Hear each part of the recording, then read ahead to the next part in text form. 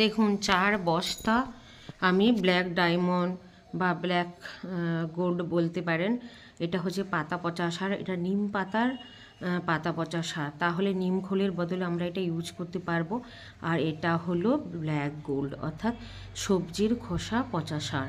আর এই দুটোতে রয়েছে বিভিন্ন রকম গাছের পাতা পচা সার।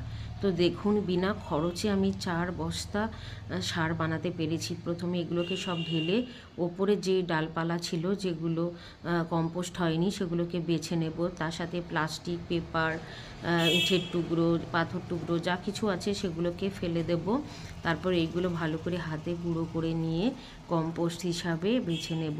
তো দেখুন এখানে 4 বস্তা কম্পোস্ট আমার রেডি। কত হালকা ঝুরঝুরে, যে কোনো গাছ সহজেই বসাতে পারেন। যেসব গাছ আপনারা বাঁচাতে পারেন না, পাতা পচা সারে লাগালে অবশ্যই সেগুলো বাঁচাতে পারবেন।